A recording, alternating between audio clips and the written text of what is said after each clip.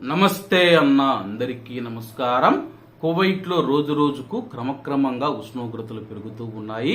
దీంతో బయట పనిచేస్తూ ఉన్న ప్రవాసులు ఎవరైతే ఉన్నారో వాళ్ళు ఇబ్బందులు పడుతూ ఉన్నారు. అలాగే కువైట్ ప్రభుత్వం వాళ్ళ యొక్క రక్షణ మరియు భద్రతను దృష్టిలో ఉంచుకుని జూన్ 1వ తేదీ నుంచి ఆగస్టు 31వ తేదీ వరకు ఉదయం 11 గంటల నుంచి సాయంత్రం 4 గంటల వరకు బహిరంగ ప్రదేశాలలో, ఎండ తగిలే ప్రదేశాలలో పనిని నిషేధించిన విషయం అందరికీ తెలిసిందే.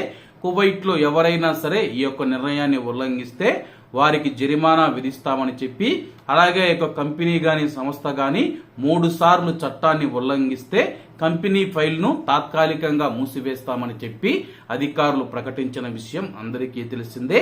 తాజాగా కువైట్లోని వాతావరణ శాస్త్రవేత్తలు వచ్చే బుధవారం నుంచి కువైట్లో మండే ఎండలు చూస్తారని చెప్పి హీట్ వేవ్ గురించి కువైట్లో ఉన్న ప్రజలను హెచ్చరిస్తూ ఉన్నారు.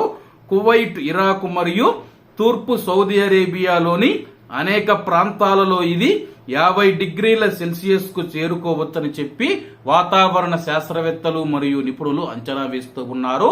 కువైట్ లో ప్రస్తుతం మనం చూసుకుంటే ఉన్న ఉష్ణోగ్రతల కంటే కూడా 50 డిగ్రీల కంటే ఎక్కువ ఉష్ణోగ్రతలు కువైట్ లోని పలు ప్రాంతాలలో నమోదవుతాయని చెప్పి, వేడి ఎక్కువగా ఉన్న కారణంగా కువైట్ లో ఉన్న ప్రజలు ఎవరైతే ఉన్నారో తగినన్ని జాగ్రత్తలు తీసుకోవాలి. ముఖ్యంగా బయట పనిచేస్తూ ఉన్న భారతీయులు ఎవరైతే ఉన్నారో తగినన్ని జాగ్రత్తలు తీసుకుంటున్నా.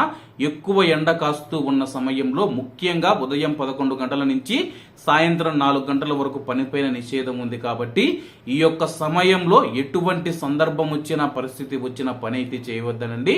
మీరు గాని పని చేశారంటే కానీ వడదెబ్బ తగిలే అవకాశం ఉంది. దీంతో మనిషి ప్రాణాలు కోల్పోయే ప్రమాదం ఉంది కాబట్టి ఈ రోజు కాకపోతే రేపైనా డబ్బు సంపాదించుకోవచ్చు, కానీ ప్రాణాలు పోతే తిరిగి రానివి కాబట్టి అందరూ జాగ్రత్తగా ఉండాలని కోరుకుంటూ, అందరూ బాగుండాలి, అందులో మనం ఉండాలి. అందరికీ నమస్తే అన్న, జై హింద్.